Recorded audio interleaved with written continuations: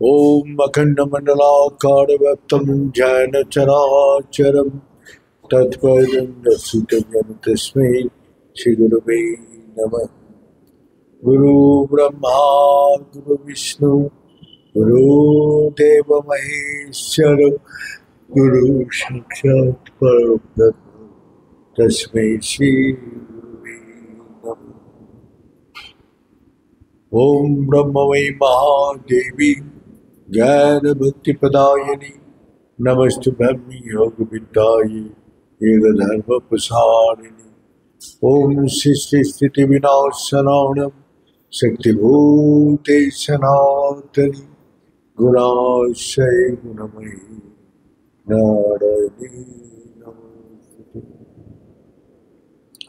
कर्पूरगौरं करुणावतारं संसारसारं भुजगेन्द्रहारं सदा वसन्तं हृदयारविन्दे भवानी सेतुं तमेव माता च पिता तमेव बन्धुश्च सखा तमेव पिता द्रविणं तमेव सर्वं मम देव देव। ॐ पूर्णमद पूर्णमिदं पूर्णात् पूर्णमुदच्यते पूर्णस्य पूर्णमादाय पूर्णमेवावशिष्यते। ॐ शान्ति शान्ति शान्ति। नारायण हरि ओम नारायण हरि ओम। शिव शिव हर हर ओम शिव शिव हर हर ओम नारायण हरि ओम नारायण हरि ओम। परमात्मा अंतर्यामी परमात्मा अंतर्यामी परमात्मा अंतर्यामी परमात्मा अंतर्यामी नारायण हरि ओम नारायण हरि ओम। शिव शिव हर हर ओम शिव शिव हर हर ओम नारायण हरि ओम नारायण हरि ओम नारायण हरि ओम।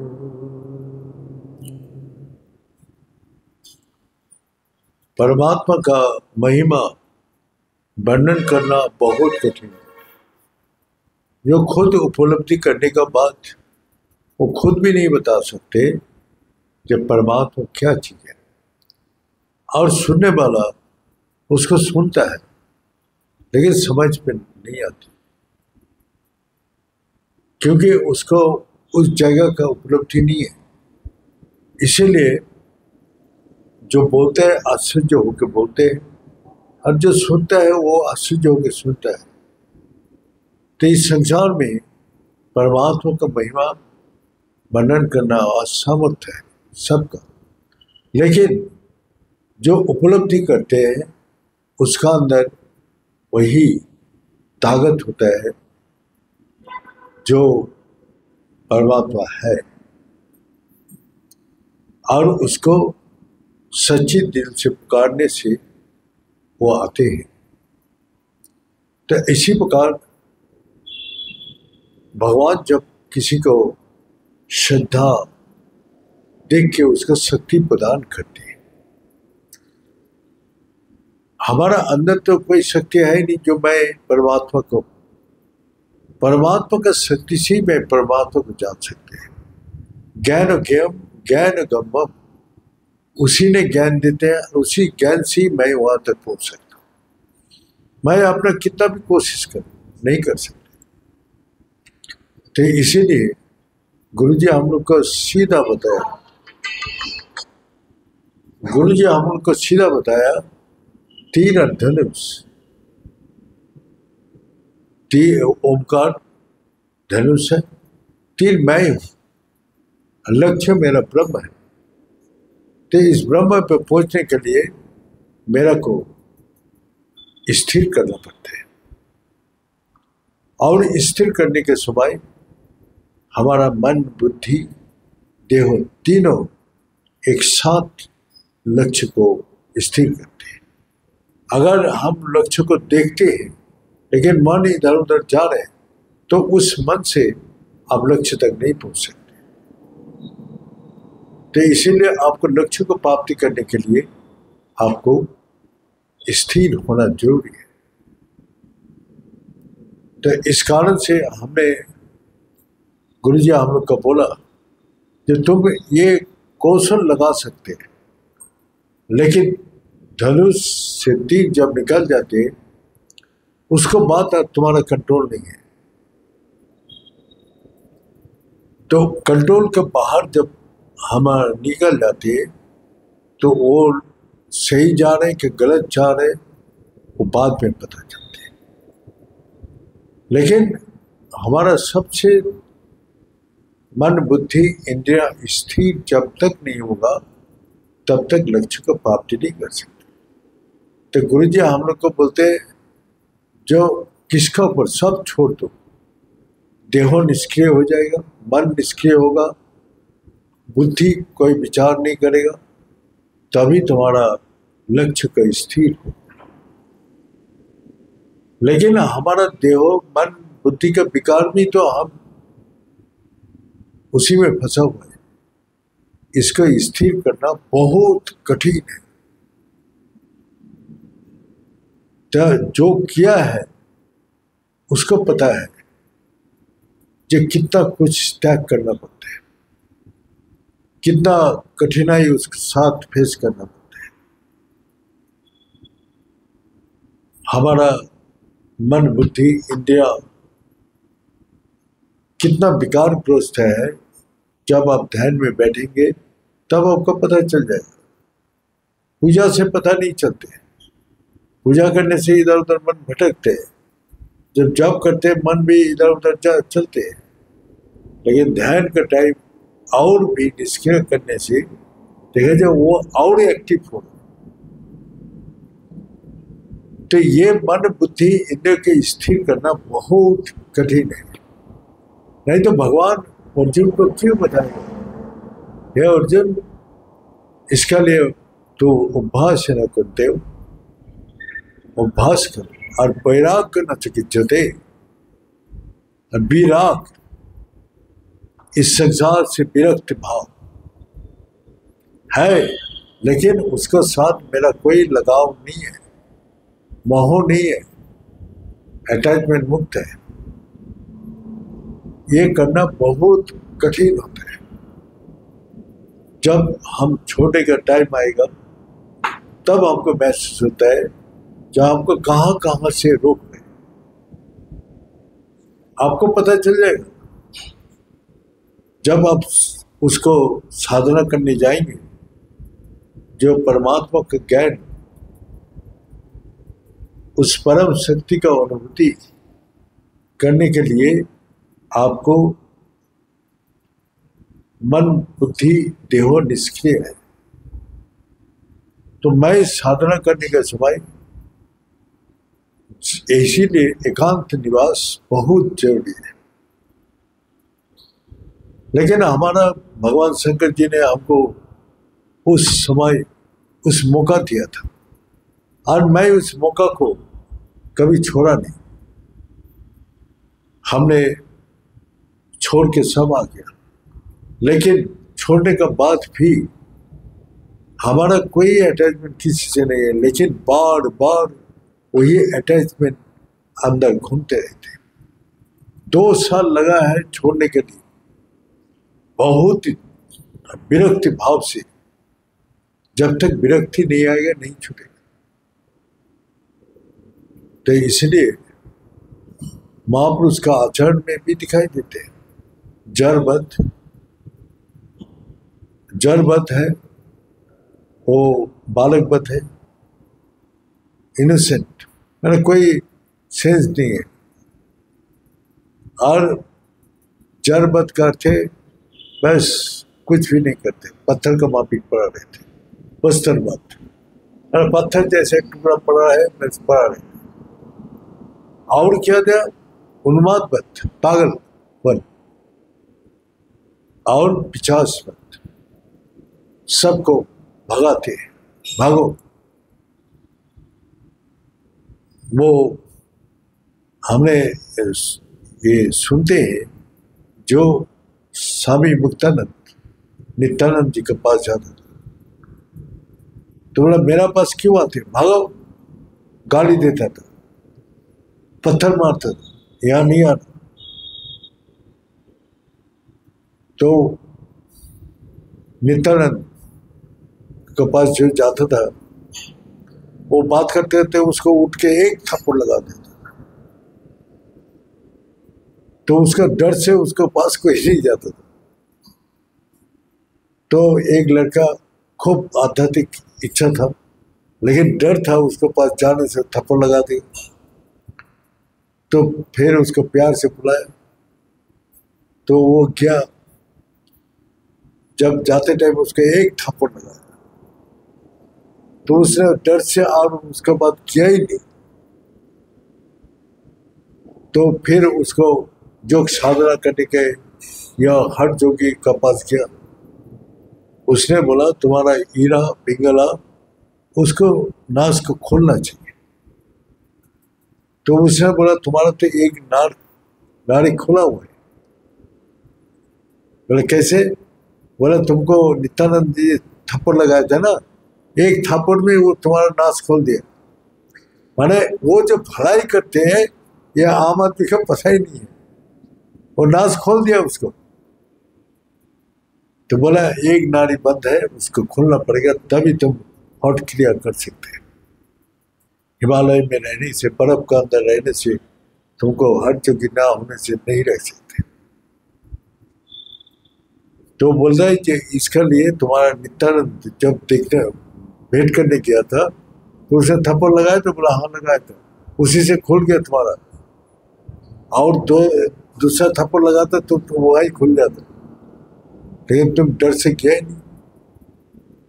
तो महापुरुष जो है वो लोग 50 पद का माफी व्यवहार करते हैं, लेकिन उसी में उसका कल्याण है, हा? तो मुक्तानंद को अपना पास आने नहीं देता। तब बोला गुरुजी आप मेरे को डांटिए, गाली मारिए, क्या भिखारी का बच्चा बोलिए, कुछ भी बोलिए, खाना न दीजिए, आपको छोड़ के मैं नहीं जाऊंगा। आप कुछ भी कर लो, मैं आपको छोड़ के नहीं जाऊंगा। और ठीक है, तब उसको बुलाया एक दिन, आओ बेटा।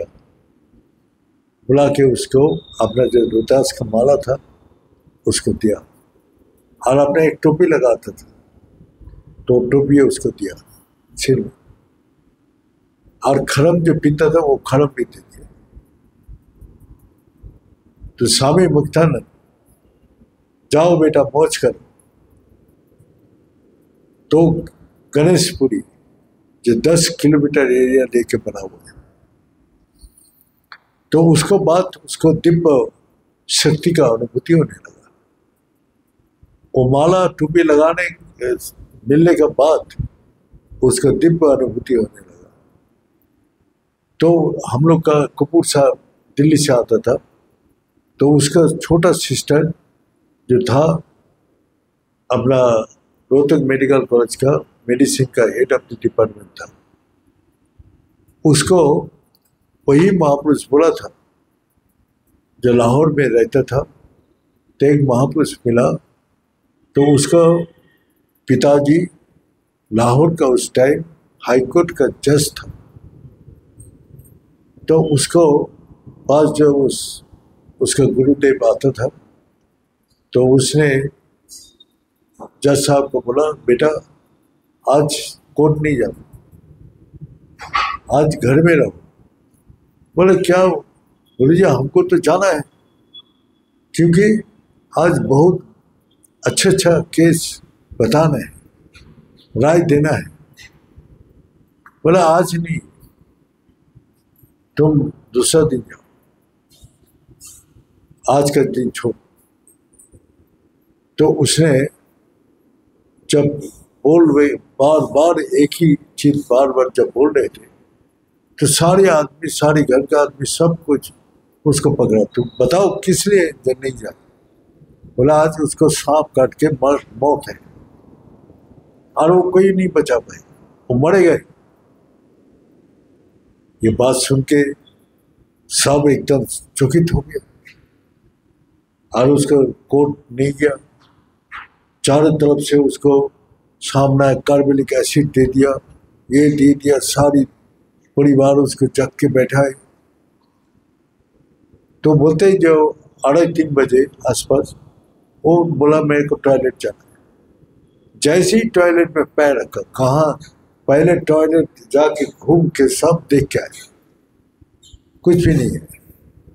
तब उसने गया, दर्जा भी नहीं लगाया, जैसे अंदर गया, अंदर जाती कहाँ से सांप आया, उसको मारा, वहीं गिर गया, मर गया। तो उसी ने उस जो कपूर साहब का सिस्टर को बोला था, बेटे तो 30 साल से पहले शादी नहीं करा, 30 साल से पहले शादी करेगा तेरा हस्बैंड गुजर जाएगा। तो उसने उस बात को पक्का बन के रह गया था, उस 30 साल का शादी नहीं किया। तो उसी ने, हमने उर्मिला से मिला दिल्ली में, तो उसने बोला आपने स्वामी मुक्तानंद का अंदर क्या देखा?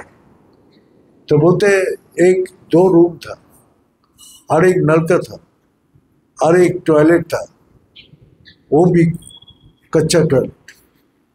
किसी प्रकार से रहने का हम लोग का, एक घर में लड़का लोग रहते थे, एक सब लेडीज लोग।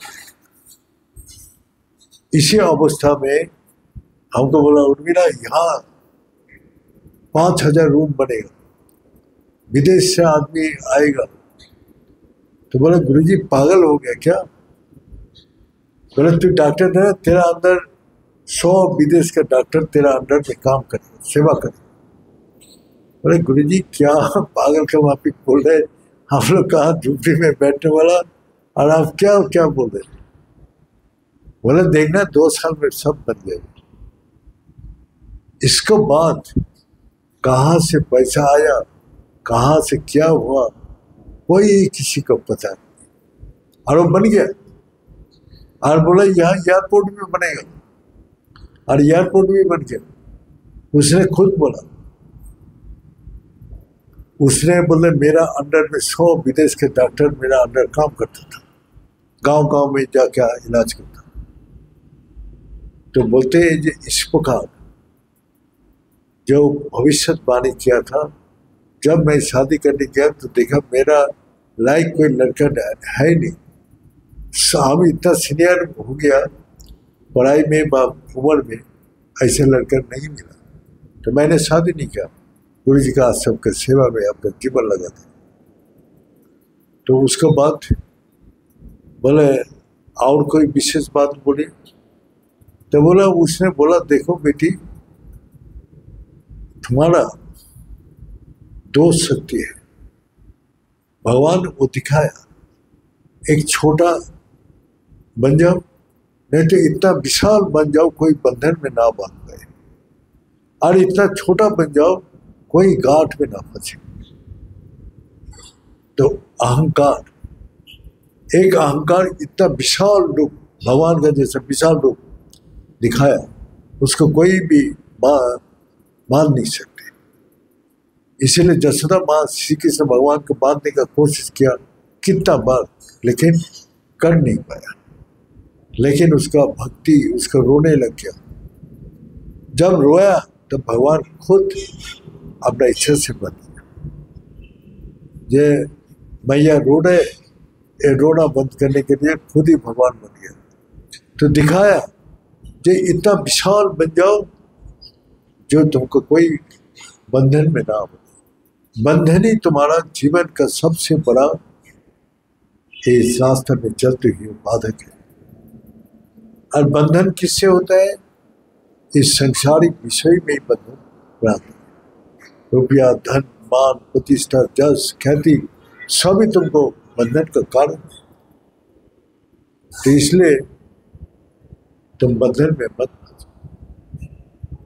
तो वही स्वामी मुक्तानंद का इनकम टैक्स से छापा पड़ा। तो मुक्तानंद को पूछा आपको पैसा कहाँ से आया? तो उसके अंदर एक तालाब था। उसने क्या तालाब से हाथ उठाया और हाथ से उठा कर देखो ये तालाब का अंदर नोट है, ये देखो। उसे उठा के देखा गया, पानी में फेंक दिया। इनकम टैक्स ऑफिसर सब गए, पानी से देखो, जाल फेंको, ये फेंको, कुछ भी नहीं आ रहा। जब नीचे उतारने मगरमच्छ घूम रहे, तब सारी अफसर सारी ये उसका हाथ जोड़ के चला।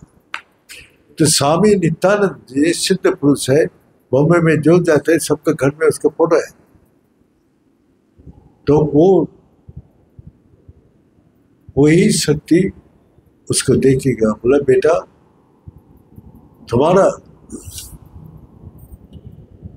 भगवान भी बोलते हैं जो तुम्हारा प्रिय कौन है? माता ने पूछा शंकर जी का, बोले तुम्हारा प्रिय भक्त कौन है? बोले किसी अवस्था में भी, दुख में, कष्ट में, सुख में, आनंद में, किसी अवस्था में भी तुमको नहीं छोड़ के जाते, वही हमको छोड़ के नहीं जाते, वो मेरा प्रिय भक्त है। किसी भी परिस्थिति आ जाए जो छोड़ के नहीं जाते वो मेरा प्रिय भक्त है। तो उसी प्रकार स्वामी मुक्तानंद का भावना इस प्रकार था और नित्यानंद जी उसका शक्ति देखेंगे। यही शक्ति को धारण करने का ताकत इसमें है कि किसी भी परिस्थिति को परीक्षा करके देखा कि ये लड़का भागने वाला नहीं है, ये हर कष्ट से कष्ट सहन करने के लिए तैयार है, गुरु वाक्य को पालन करने के लिए तैयार है। उसने सारी शक्ति उसको प्रदान करके चला। तो इसी प्रकार गुरु जी हम लोग को बोलते हैं, जब तीर धनुष से निकल जाते अपना लक्ष्य की तरफ, तो उसके बाद और किसी का कंट्रोल नहीं रहते। इसी प्रकार तुम्हारा परमधेनु सरा आत्मा, आत्मा क्या है? तीर है। जो जीवा ब्रह्म तलक च मुच्यते, ब्रह्म एकमात्र लक्ष्य है, तो उसका लक्ष्य बना के तो हम लोग का वो तीर और धनुष का प्रक्रिया गुरु जी ने देह का अंदर ही दे दिया। और उसी प्रक्रिया को जो लगा के छोड़ देते हैं तीर को, बस निष्क्रिय होकर बैठा।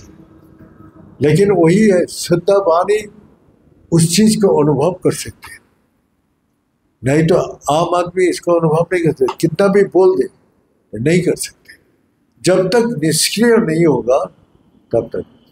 हमने एक दिन का घटना बता रहा हूँ। जैसे रात को 2 बजे 2:30 बजे जब भी नींद खुलता था, उठ के ध्यान में बैठ जाता। तो एक दिन बैठा है तो थकावट निद्रा अवस्था में धीरे धीरे सिर नीचे आ गया, सामने की तरफ।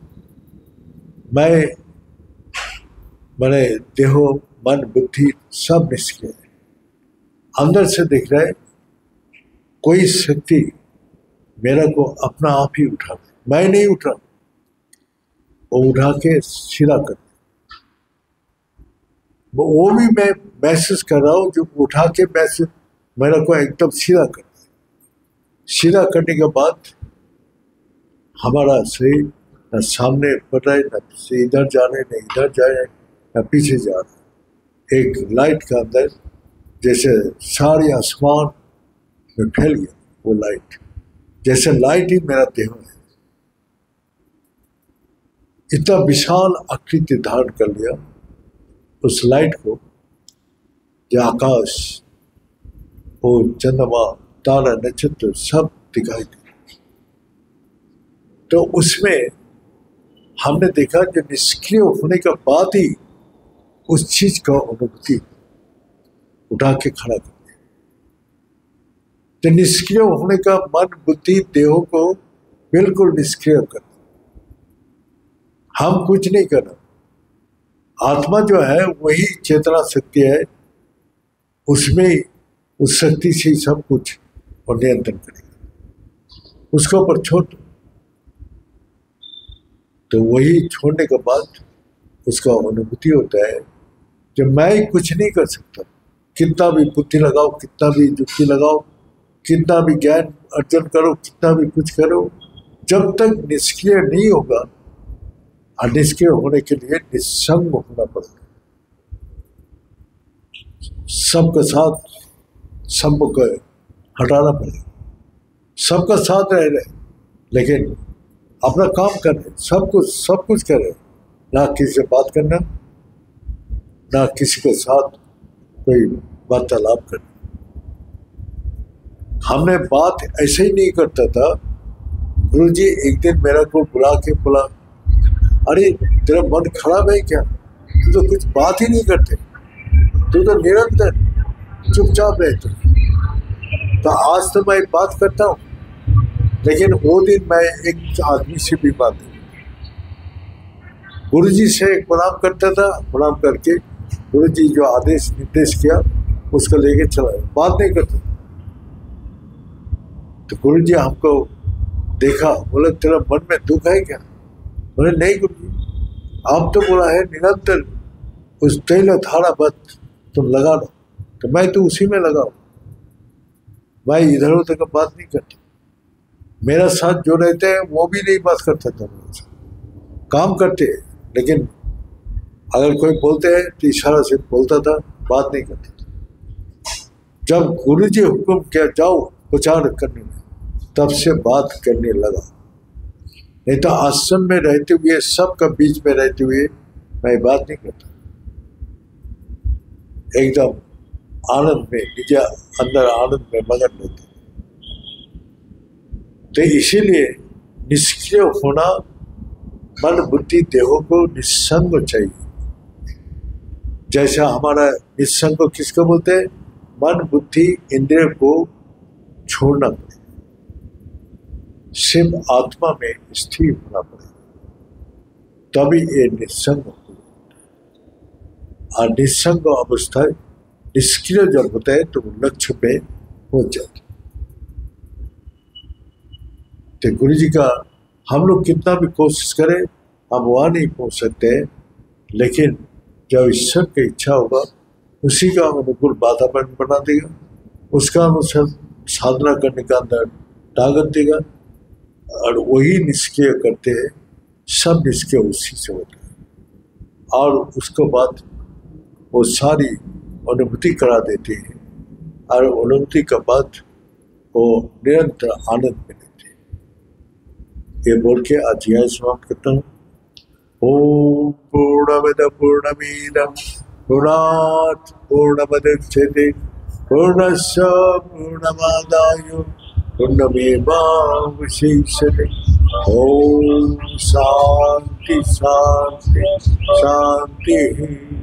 भले सच्चे दरबार की, भले सदगुरु भगवान की, भले शंकर भगवान की, भले माता जगदम्बे की, भले भक्त बिंदों की, भले संत बिंदों की, भले सनातन धर्म की, भले धर्म की, अधर्म का, प्राणियों में, विश्व का। हर हर महादेव। ओम गुणाय पुण्यरूपाय गुणानंदमदायिनी संसार सागर नमो नमः।